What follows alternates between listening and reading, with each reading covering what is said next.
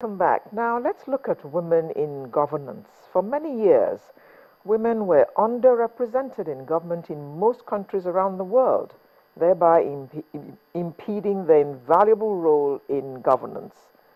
But happily, in recent years, a lot has changed as more and more women worldwide are being elevated to key positions in government. In fact, we have had female presidents in some countries, including not too far from us here in Liberia.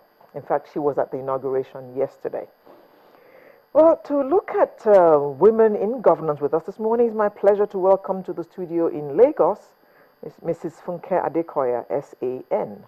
Good morning. Morning. And thank you for coming. My pleasure. And joining us from our studios in Abuja is Ayisha Osori, who is a gender advocate. How are you, Ayisha? I'm fine, thank you. Morning. Thank you for joining us this morning. Now, let me begin with you, since we have you with us here in Lagos. What do you think are the reasons why women have been so underrepresented at the top of governance? Well, firstly, there are two ways to be involved at the top of government. One is by elections, and the other is by appointment. In terms of the elections, I believe that the electoral space, at least in Africa, is not conducive to female participation. Rather unfriendly. Very, very unfriendly. Cultural inhibitions and various other social inhibitions as well. In the appointment space, because the electoral space is controlled by men, the appointment space is seen as an opportunity for patronage, and therefore the patronage is delivered also to male colleagues. Things have changed slightly as a result of the Beijing conference. Nigeria has a national gender policy.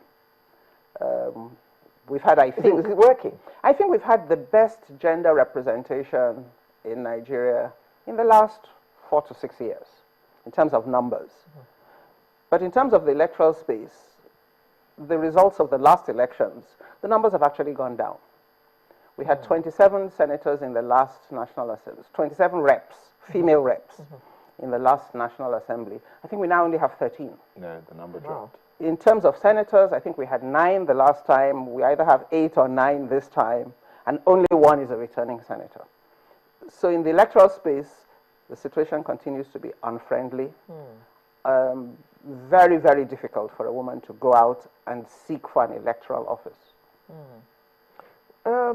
Ayisha, you are a gender advocate. What are you doing to try and encourage more women to come out for elective office? Well, under the Nigeria Women's Fund, which I recently finished my term as executive officer, we try to focus on 4 things mainly, really. Research, like what exactly is the state of things. So as we just heard, the numbers are dropping. We've moved from 9% representation in the National Assembly in 2007 to 7% in 2011, and then down now after the 2015 general election to 5.33%. So basically research to try and see where are we, what are the numbers telling us across federal and state.